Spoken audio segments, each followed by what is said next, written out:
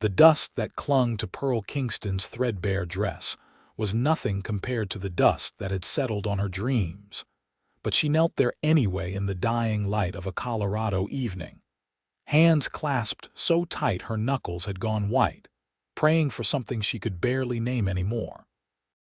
The small wooden cross her mother had carved before the fever took her was the only thing of value Pearl had left, and even that was questionable since the grain had started to split down the middle.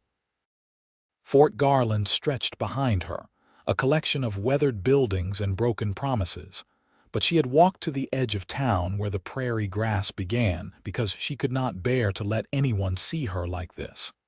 Not Mrs.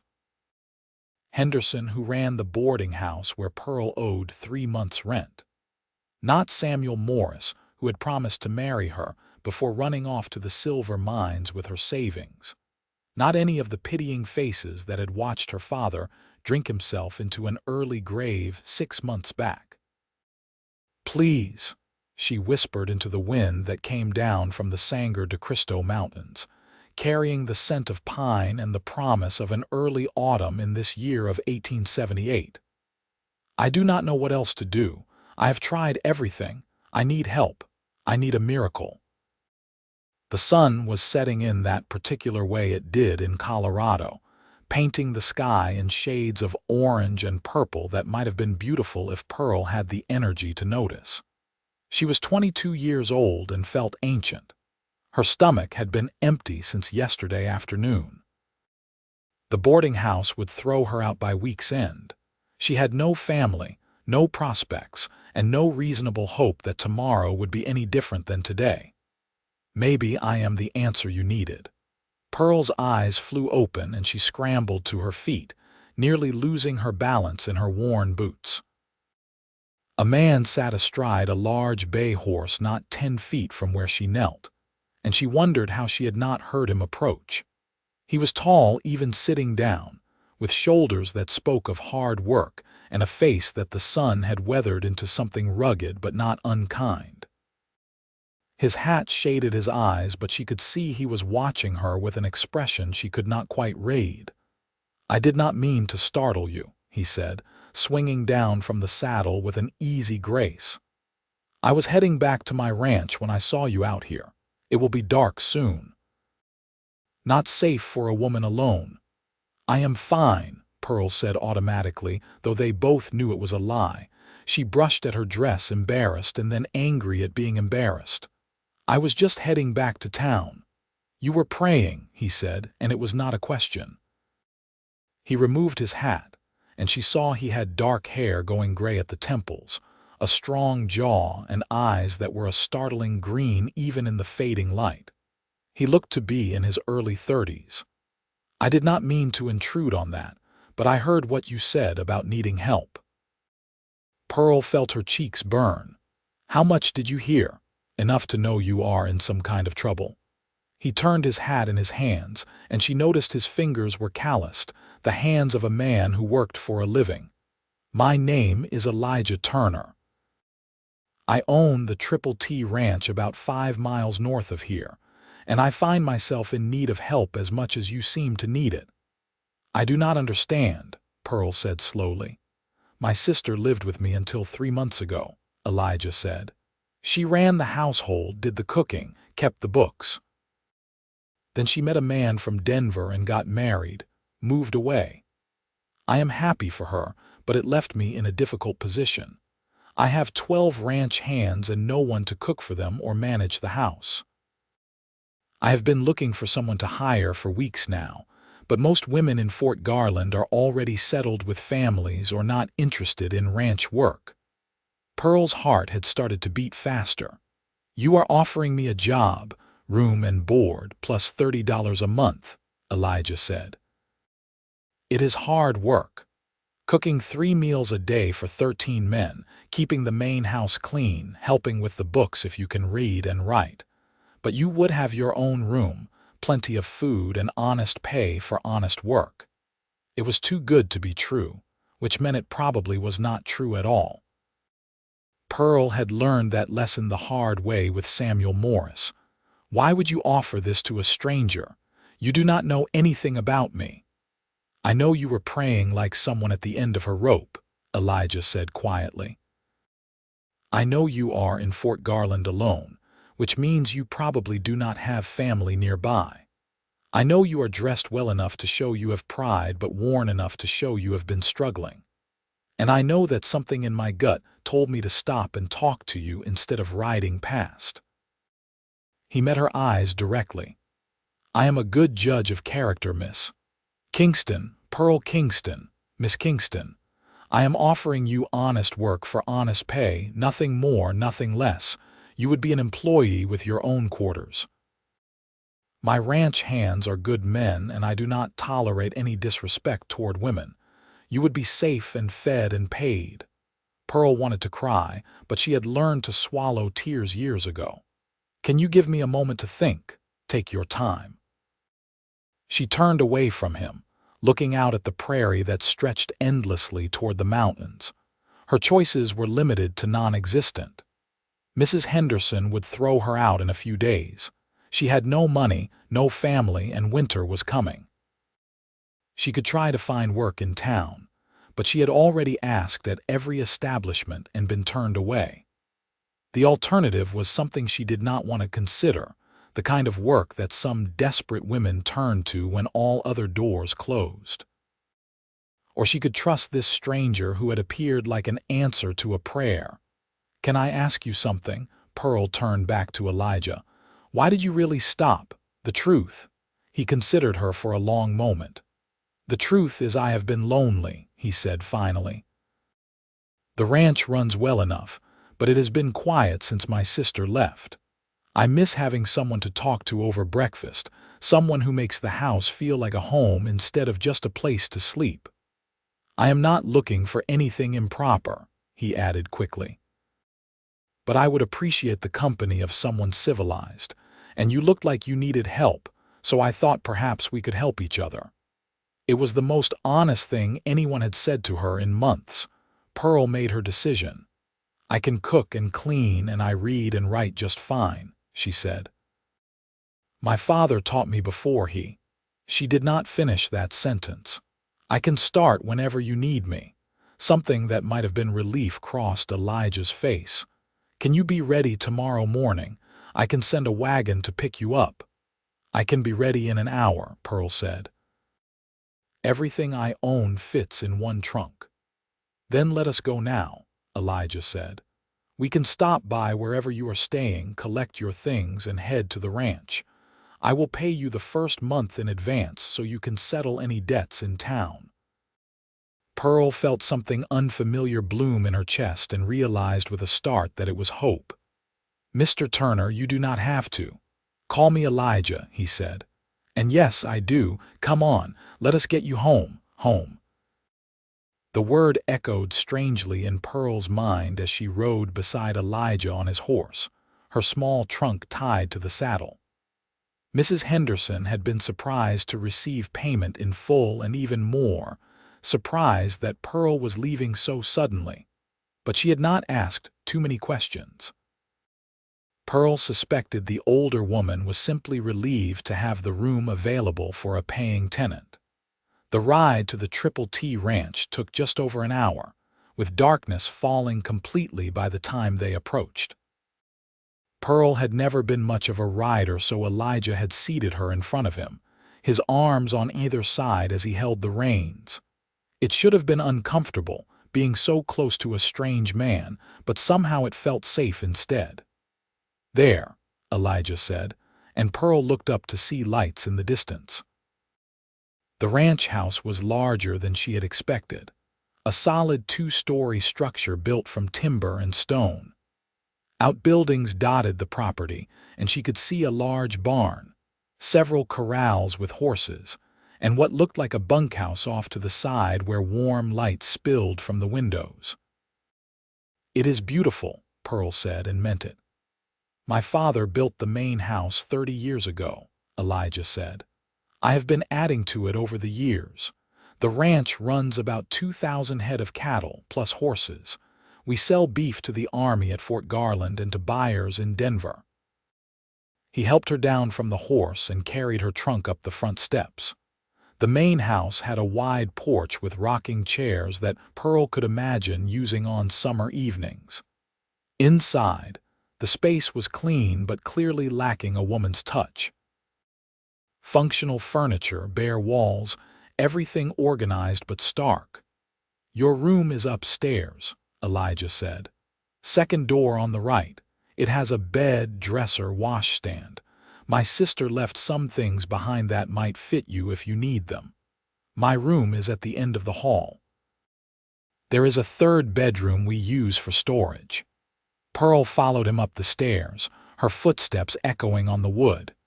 The room he showed her was simple but clean, with a real bed covered in a quilt, a sturdy dresser, and a window that looked out toward the mountains. It was the nicest room she had slept in for years. "The kitchen is downstairs through the main room," Elijah continued. "Pantry is well stocked. The men eat breakfast at 6, lunch at noon, and dinner at 6 in the evening. They come up from the bunkhouse for meals. On Sundays we do a big dinner after church if you are inclined to attend." "I am," Pearl said, "or I was. I have not been in a while."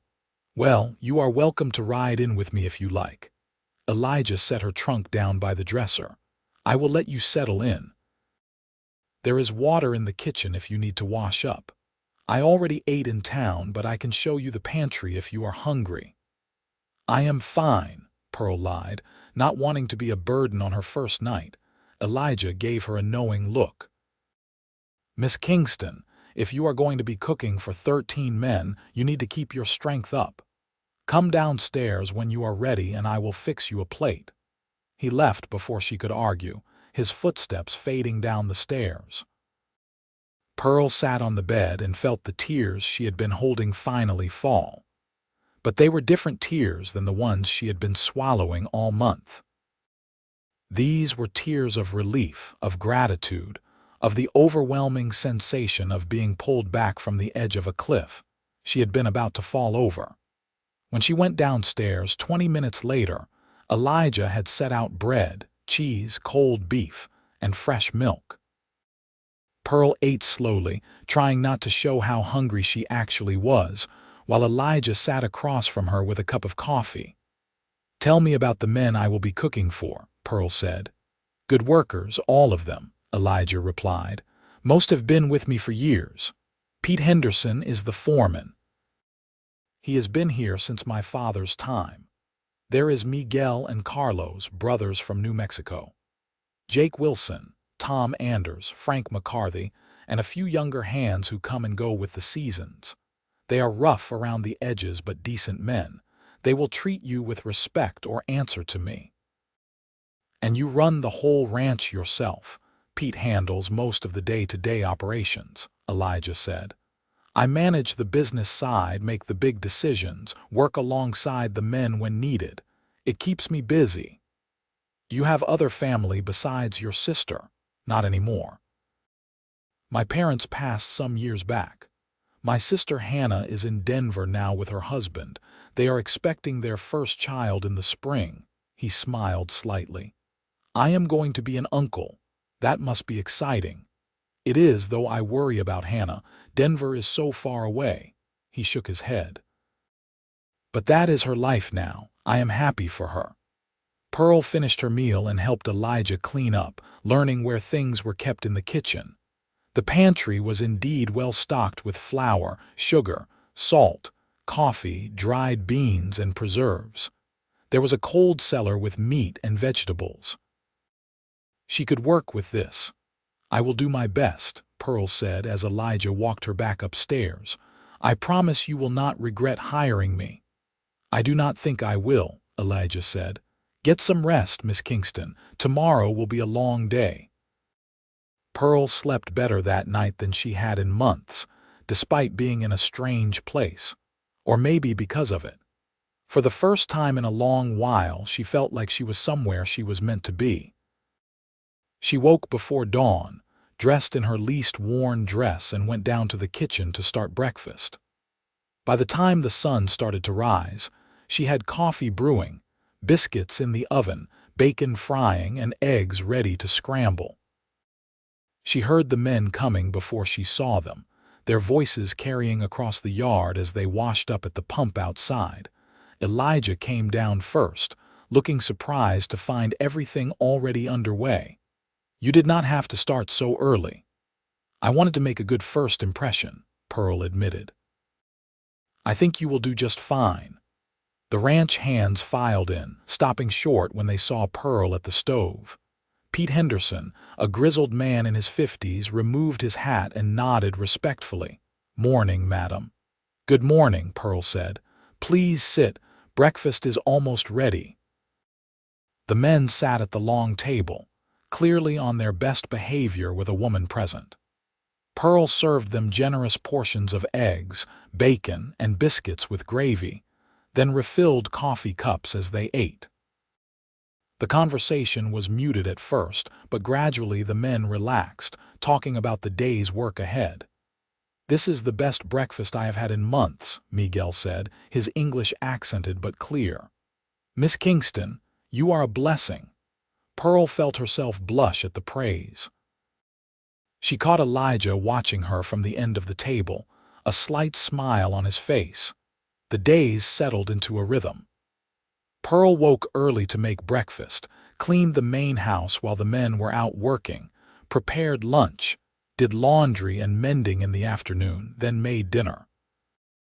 It was hard work, harder than anything she had done before, but it was honest and she was good at it. The men were appreciative, always thanking her for meals and treating her with the respect Elijah had promised. And Elijah himself was unfailingly kind. He would often stay after meals to help her clean up, talking about the ranch, asking about her day, sharing stories about growing up in Colorado. Pearl learned that he had taken over the ranch when his father died 10 years ago, that he loved horses more than cattle, but cattle paid better, that he had never married because he had never met anyone who wanted the ranch life as much as he did. "Most women take one look at how remote we are out here and decide they want something closer to civilization," he said one evening as they washed dishes together. "I cannot blame them. It is not an easy life." "I like it," Pearl said, and realized she meant it. "It is peaceful, honest." "You are doing well here," Elijah said. "The men are happier than I have seen them in months, and the house feels like a home again." There was something in his tone that made Pearl look up, but he was focused on the dish he was drying, his expression carefully neutral. 3 weeks into her employment, Pearl woke to the sound of raised voices outside. She dressed quickly and went downstairs to find Elijah and Pete in the kitchen, both looking grim. "What is wrong?" Pearl asked. "Cattle rustlers hit the north pasture last night," Pete said. "Took about 50 head." 50? Pearl's hand went to her throat. "That is a lot of money," Elijah finished. "We need to ride out and see if we can track them. I have already sent Tom to alert the marshal in Fort Garland, but I doubt he can do much." "Be careful," Pearl said. Elijah met her eyes and something passed between them, something more than employer and employee. "I will be back for dinner." They rode out with half the men, leaving the others to guard the remaining cattle. Pearl tried to focus on her work, but she found herself watching the horizon, waiting for them to return. She realized with a start that she was worried about Elijah specifically, not just the men in general. When had that happened? When had she started to care about him as more than just the man who had given her a job? They returned just before sunset, dusty and tired but unharmed. They had tracked the rustlers to the state line before losing the trail. "Professionals," Pete said grimly. "They knew what they were doing." "We will increase patrols," Elijah said. "Double up the night watch. I cannot afford to lose any more cattle." Pearl served dinner and noticed how tired Elijah looked, the lines around his eyes deeper than usual. After the men left, she convinced him to sit while she brought him fresh coffee and a slice of the apple pie she had made that afternoon. "You do not have to take care of me," Elijah said, but he accepted the coffee gratefully. You look exhausted, Pearl said. When was the last time you had a full night's sleep? Cannot remember, he admitted. Too much to worry about. The rustlers, the upcoming winter, making sure we have enough feed stored. You cannot do everything yourself, I know, but it is my ranch, my responsibility. He rubbed his face. I am sorry, I should not be putting this on you. I do not mind, Pearl said, and realized she wanted to help carry his burdens. You have done so much for me. I wish there was something I could do. You do plenty. More than you know. He looked at her then, really looked at her, and Pearl felt her breath catch. I am glad you are here, Pearl. I do not know what I would do without you now. It was the first time he had used her given name, and hearing it in his voice did something to her heart. She wanted to say something meaningful, something that would convey what she was feeling, but the words would not come. I am glad I am here too, she managed. October arrived with frost on the windows and the first hints of snow in the mountains. Pearl had been at the ranch for 6 weeks and could not imagine being anywhere else. She had become friends with some of the men, especially Miguel, who taught her Spanish phrases while she taught him to make biscuits. Pete had warmed up to her after she mended his favorite shirt that had torn beyond what he thought repairable. Even the quieter ranch hands smiled when they saw her now. But it was Elijah who occupied her thoughts more and more. She found herself looking for excuses to spend time with him. Staying late in the kitchen to discuss the household accounts. Asking him to reach things on high shelves she could probably get herself. Sitting on the porch in the evenings when she knew he would come out to smoke his pipe and watch the sunset. She was falling in love with him, and she did not know what to do about it. One Sunday after church, they rode back to the ranch together in the wagon while the men rode ahead on horseback. The autumn air was crisp and clear, the sky so blue it almost hurt to look at. I have been thinking, Elijah said, keeping his eyes on the road. Next month it will be 3 months since you arrived. Pearl's heart sank. Was he going to let her go? Had she done something wrong? I know we agreed on $30 a month, Elijah continued. But I want to raise your pay to 40. You do the work of 2 people and you do it better than anyone I could have hired. Relief flooded through her. That is very generous. It is fair, Elijah corrected. You are worth it, Pearl. I hope you know that. I did not always, Pearl admitted. Before I came here, I felt worthless, like I had nothing to offer anyone. You changed that. You were never worthless, Elijah said firmly. You were just in a bad situation. There is a difference. You saved my life that day, Pearl said, when you stopped and talked to me. I was at the end of everything. I did not know what I was going to do. You were praying for a miracle, Elijah said softly. I remember. And you said maybe you were the answer I needed. Pearl turned to look at him. You were right. Elijah pulled the wagon to a stop, even though they were still a mile from the ranch. He turned to face her fully, his green eyes intense. I need to tell you something. Pearl's heart hammered in her chest. What is it?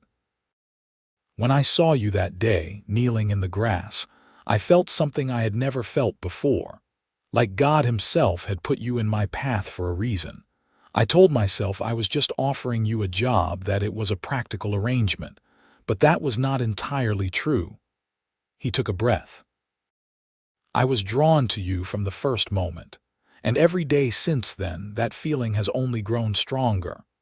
Elijah, Pearl whispered. I know I am your employer and this complicates things, he said, but I cannot keep pretending I do not feel what I feel. I am falling in love with you, Pearl.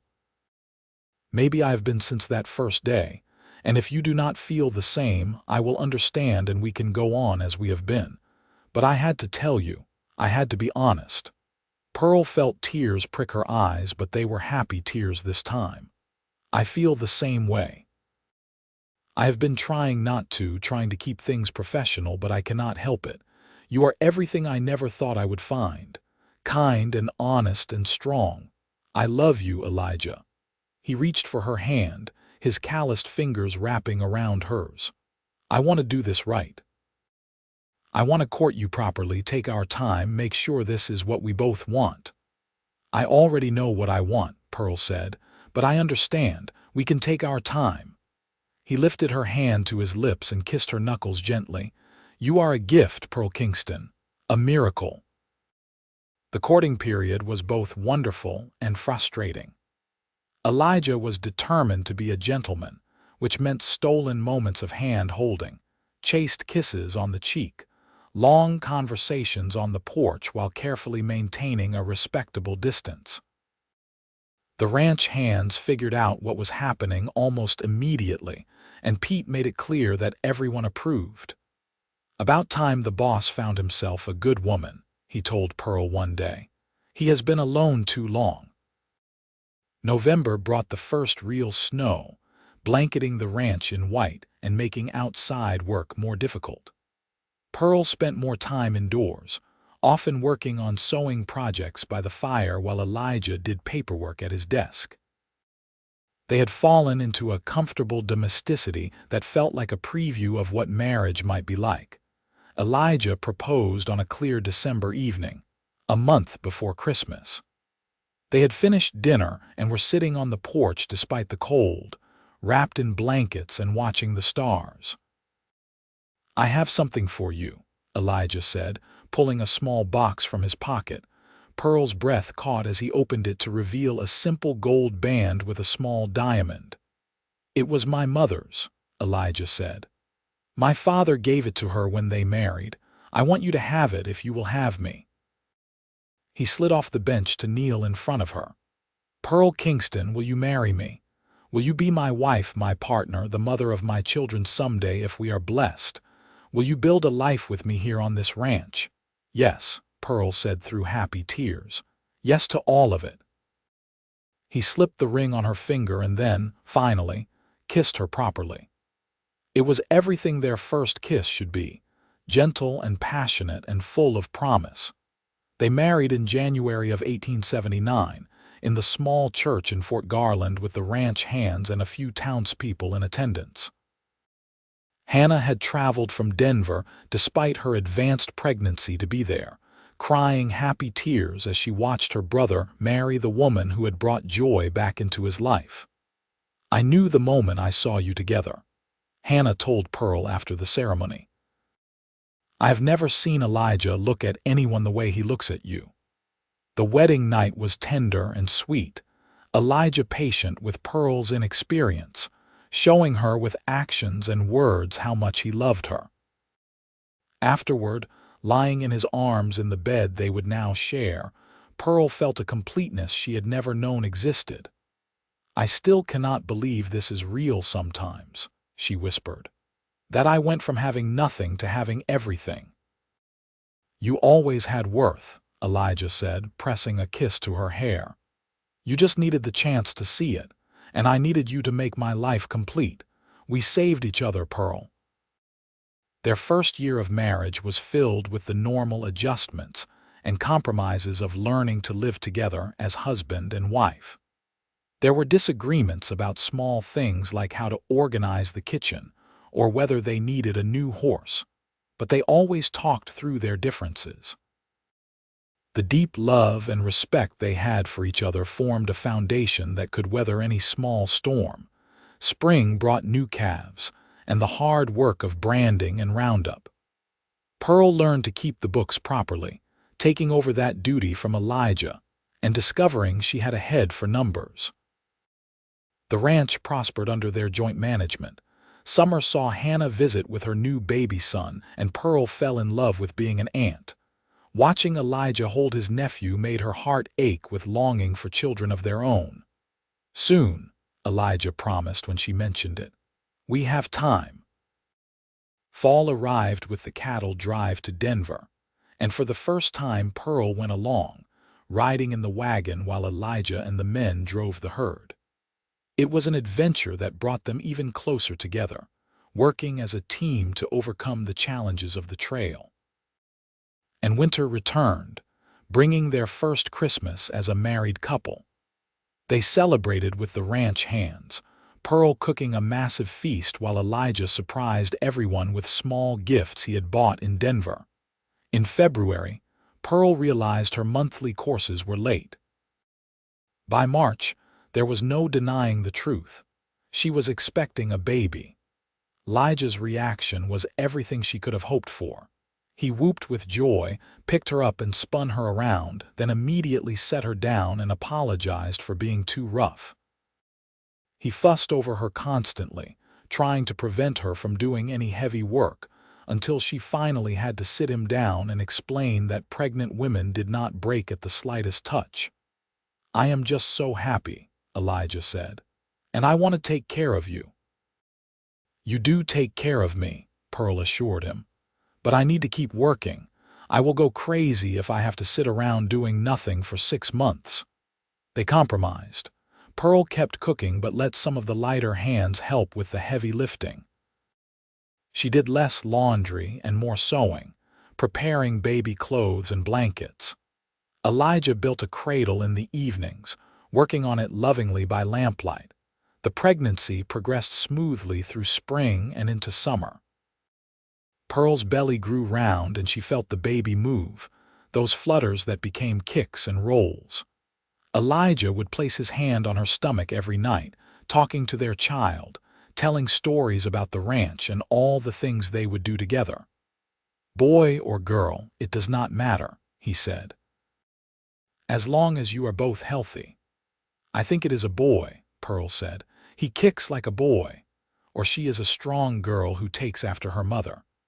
Their son was born on a warm September evening in 1880, coming into the world with a lusty cry that made everyone smile. Dr. Martin from Fort Garland had come to assist, along with Hannah, who had traveled from Denver specifically to help her sister-in-law.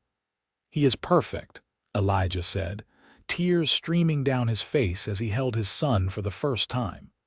"Pearl, he is perfect." They named him Edward, after Elijah's father.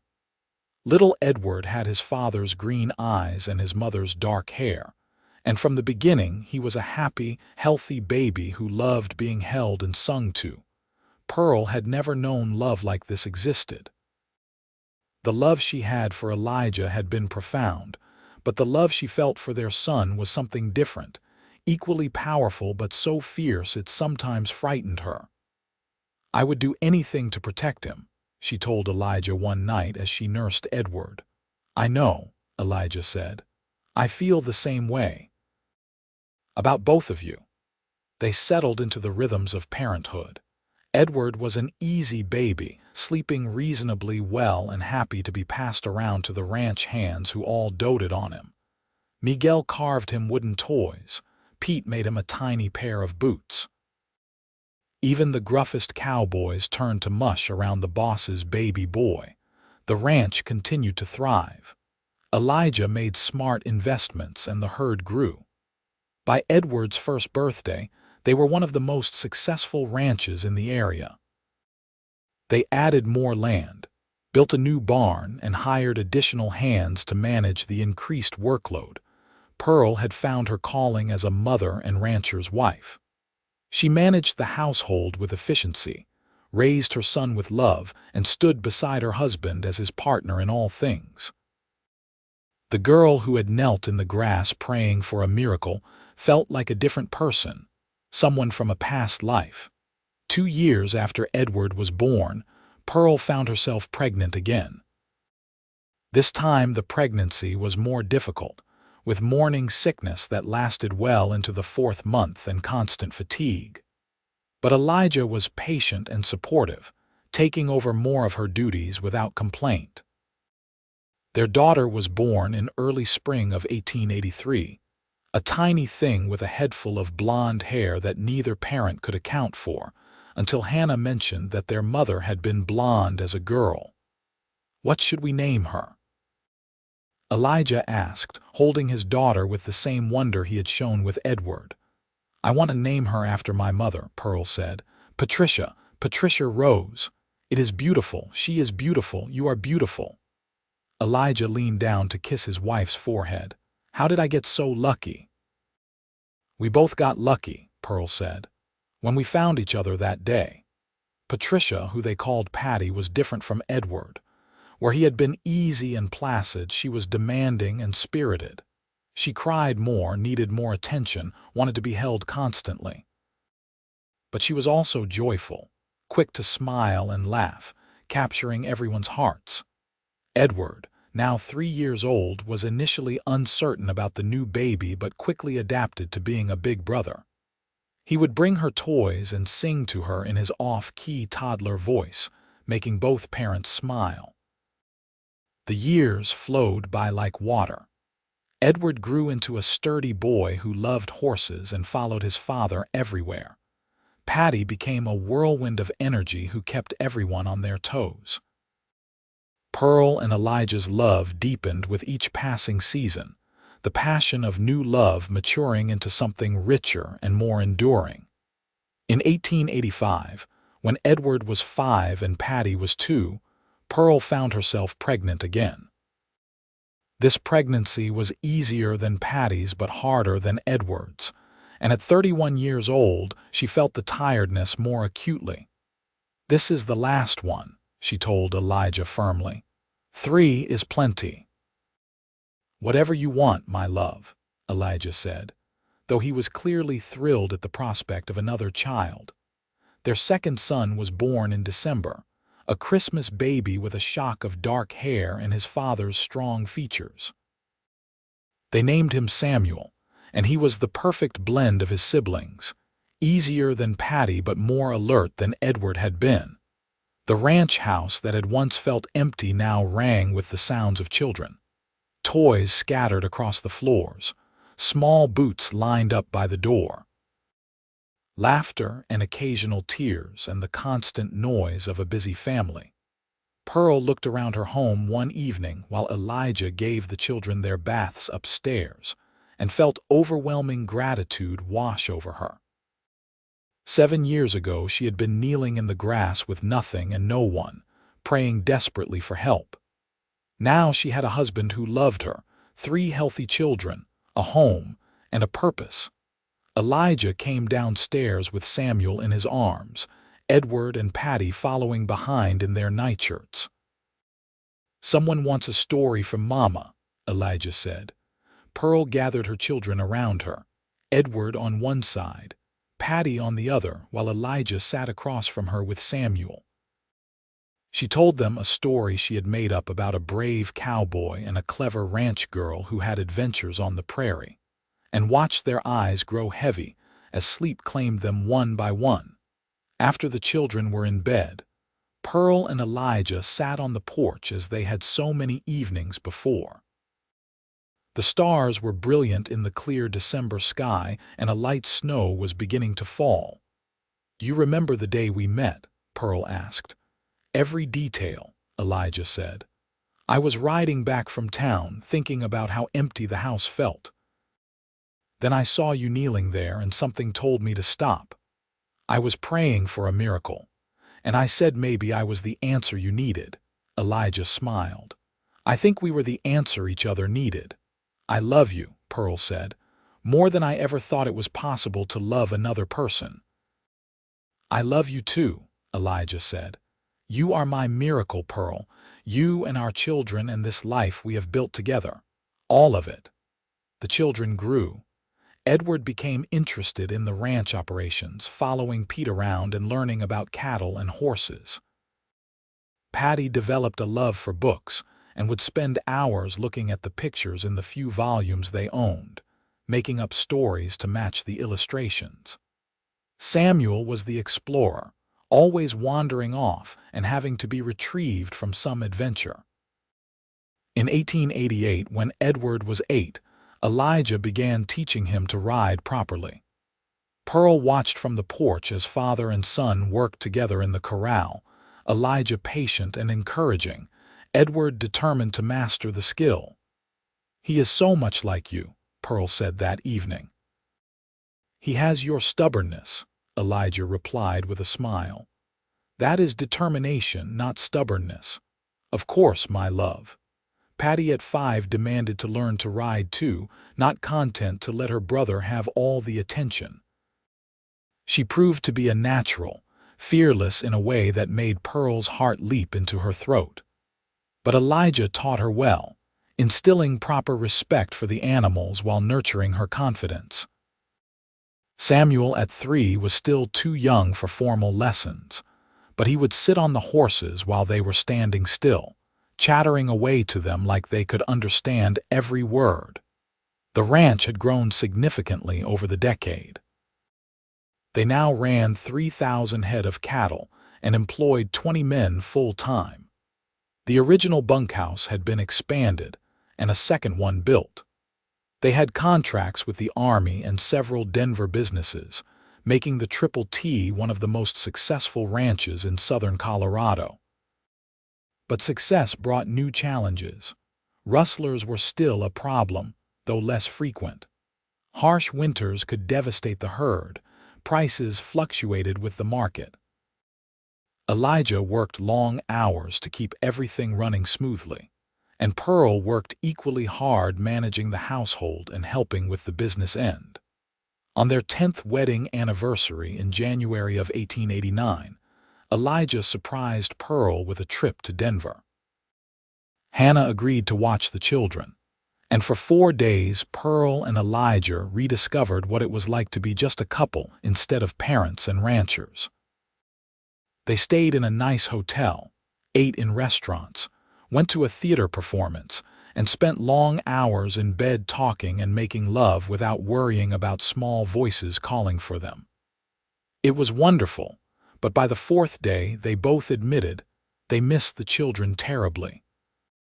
"I never thought I would be this person," Pearl said as they rode the train back to Fort Garland. "The one who cannot wait to get back to dirty diapers and endless questions." "I know what you mean," Elijah said, "but I think it means we have built something good, something worth hurrying back to." The children rushed to greet them when they arrived at the ranch, all 3 talking at once about everything that had happened while Mama and Papa were gone. Pearl gathered them close and breathed in the familiar scent of her babies, even as she noticed how much they had grown.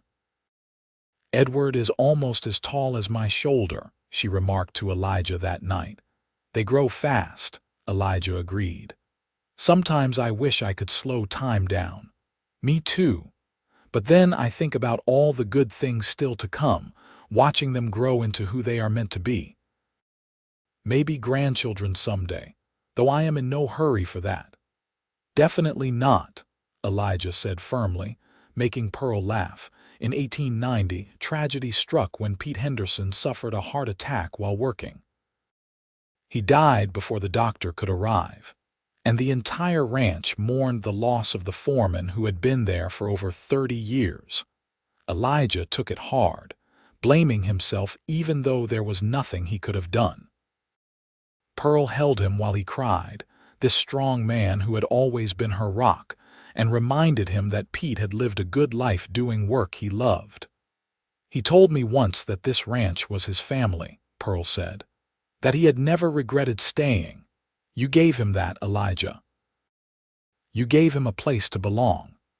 They held a service on the ranch, burying Pete on a hill overlooking the pastures he had helped manage for so many years. Miguel took over as foreman, a promotion he accepted with both pride and the weight of big boots to fill. The children understood death as much as children could. Edward at 10 asked serious questions about what happened after someone died. Patty at 7 cried for the kind man who had carved her a doll from wood. Samuel at 5 was mostly confused but picked up on the sadness around him. Life continued. The ranch work did not stop for grief. Pearl and Elijah moved forward as they always had, together, supporting each other through the hard times and celebrating the good ones. Edward's 12th birthday in 1892 was marked by Elijah giving him his first real job on the ranch, paying him a small wage to help with the horses. The boy beamed with pride at being treated like a ranch hand instead of just the boss's son. Patty at 9 had become an voracious reader, and Pearl ordered books from Denver to feed her daughter's hunger for stories. The girl would disappear into imaginary worlds, acting out scenes with Samuel, who went along with whatever adventure his sister dreamed up.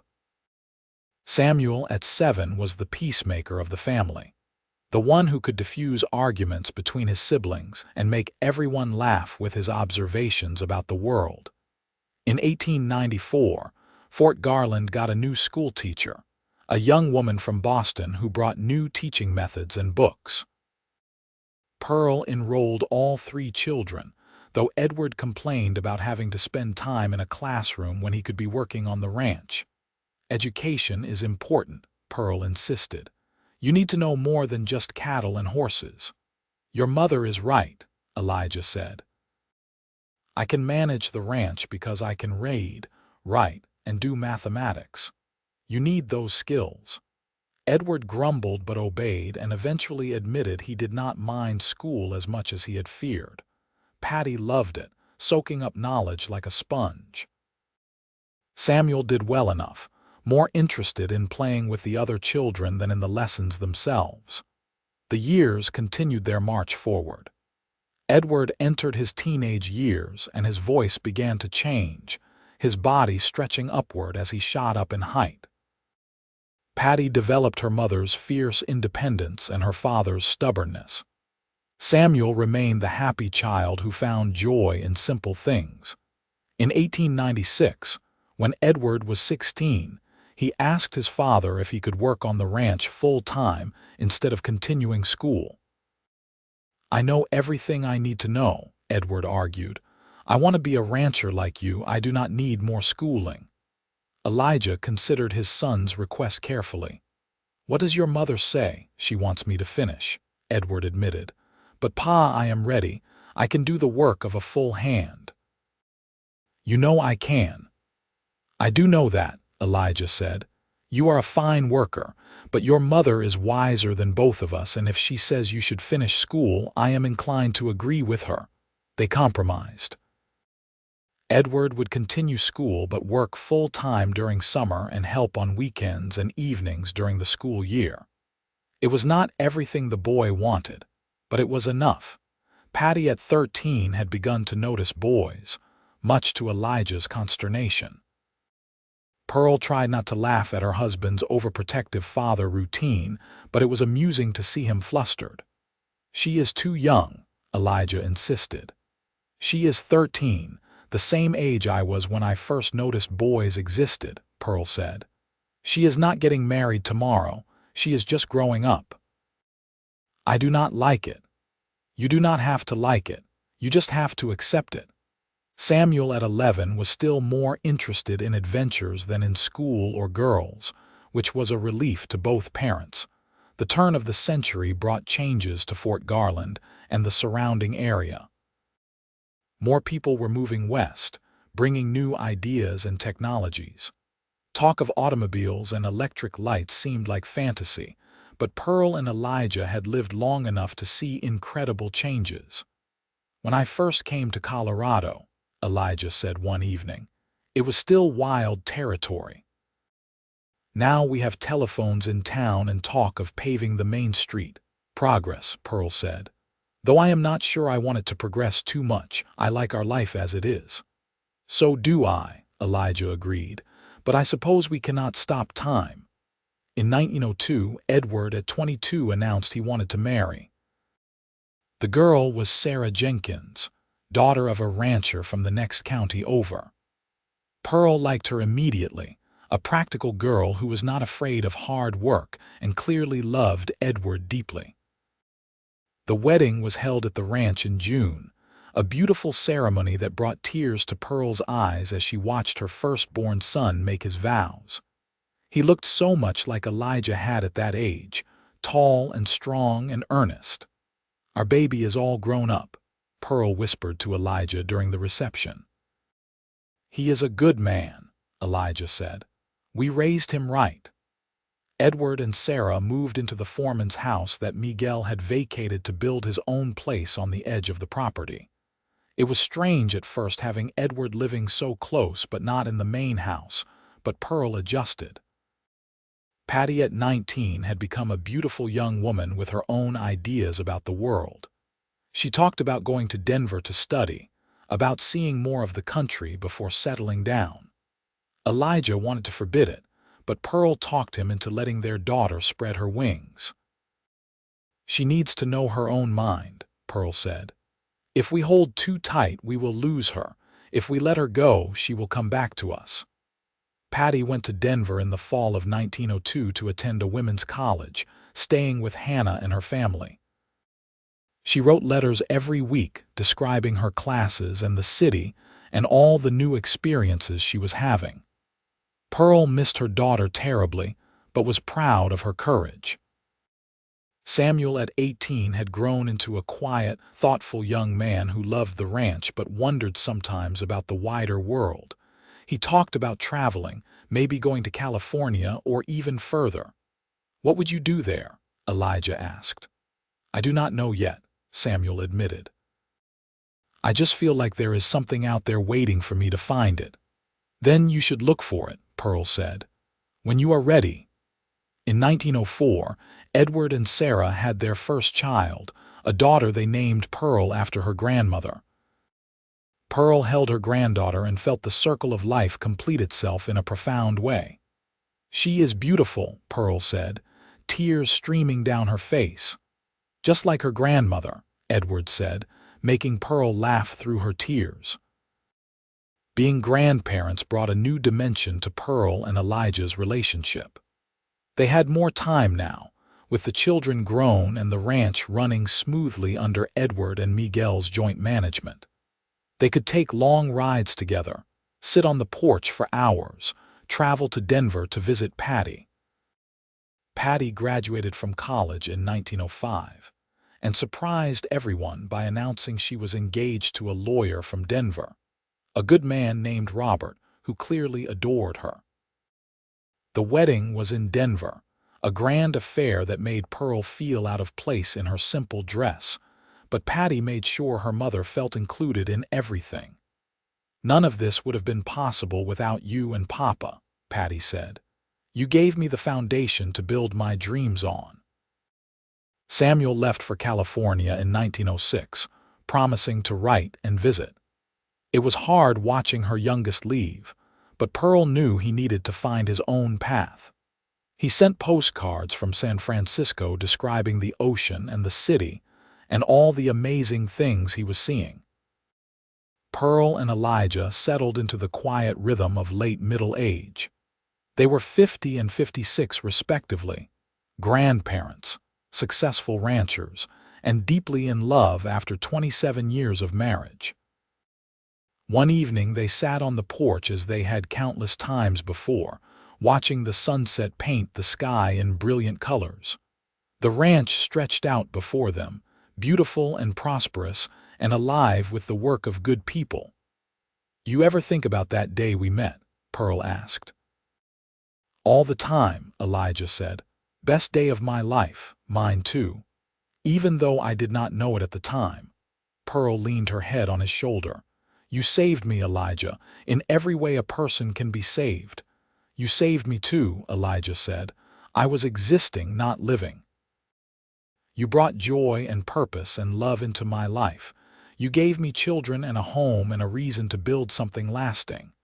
"We built it together," Pearl said. "Yes, we did." They sat in comfortable silence as the stars began to appear. Pearl thought about the scared, desperate girl she had been, kneeling in the grass and praying for a miracle. She thought about the man who had stopped and offered her hope when she had none. She thought about the life they had built together, full of love and laughter and the occasional heartbreak that made the joy even sweeter. "I would not change a thing," Pearl said softly. "Neither would I," Elijah replied, squeezing her hand. In 1908, Samuel returned from California with a wife, a spirited woman from Oregon who he had met in San Francisco. They settled in Fort Garland, where Samuel opened a general store, combining his love of people with his business sense. The family gathered for Christmas that year at the ranch, all 3 children and their spouses, plus 3 grandchildren with more on the way. The house that had once felt empty now burst at the seams with life and love. Pearl cooked for days, making all the traditional dishes with help from her daughters-in-law. Elijah played with the grandchildren, getting down on the floor despite his aching joints to build towers and tell stories. The ranch hands joined them for Christmas dinner, as they always had, because family was more than just blood. After everyone had gone to bed, Pearl and Elijah cleaned up the kitchen together as they had done for 30 years. "This is what I prayed for that day," Pearl said. Though I could not have articulated it, a family, a home, love, purpose. "And you got all of it," Elijah said. "We both did. Because you stopped," Pearl said, "because you took a chance on a stranger. Best decision I ever made." They finished cleaning and stood at the window looking out at the snow-covered ranch. The bunkhouse glowed with lamplight. Smoke rose from Edward's chimney. In the barn, the horses were warm and fed. Everything was as it should be. "I love you, Pearl Turner," Elijah said. "More today than yesterday and less than I will tomorrow." "I love you too," Pearl said. "My miracle." The years continued to pass with increasing speed. More grandchildren arrived, filling the ranch with young voices and laughter. Edward took over more of the ranch operations as Elijah slowed down, though the older man still rode out most days to check on things. Patty visited several times a year from Denver with her children, bringing books and stories from the city. Samuel's store prospered, becoming a gathering place for the community. The family that had started with 2 people kneeling in faith had grown into something strong and beautiful. In 1915, Pearl and Elijah celebrated their 36th wedding anniversary quietly, just the 2 of them. Edward had offered to host a party, but they declined, preferring to spend the day together. They rode out to the spot where they had first met, that patch of prairie grass at the edge of Fort Garland. It looked different now, with houses where there had been open land, but the mountains were the same, eternal and unchanging. "I knelt right there," Pearl said, pointing. "I was so desperate, so lost.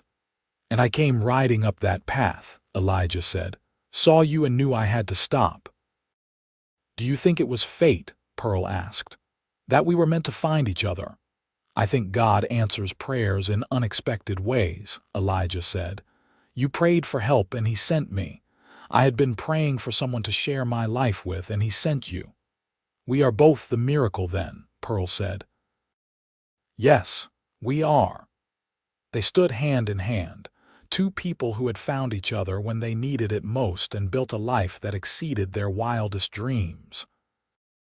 The wind blew down from the mountains, carrying the scent of pine and possibility, and Pearl felt profound gratitude for every moment that had led her here. Elijah's health began to decline in 1918. Nothing dramatic, just the slow wearing down that came with age. He was 64 and had worked hard his entire life. His joints ached more, he tired more easily, and sometimes he would forget small things. Pearl, at 58, was also feeling the years but remained vigorous. She still managed the household, still cooked for the family gatherings, still kept the books for the ranch. But she watched Elijah carefully, noting every wince, every moment of forgetfulness. "I am fine," he insisted whenever she fussed. "Just getting old. We both are," Pearl said. "But I am allowed to worry about you. I know. I would do the same if our situations were reversed."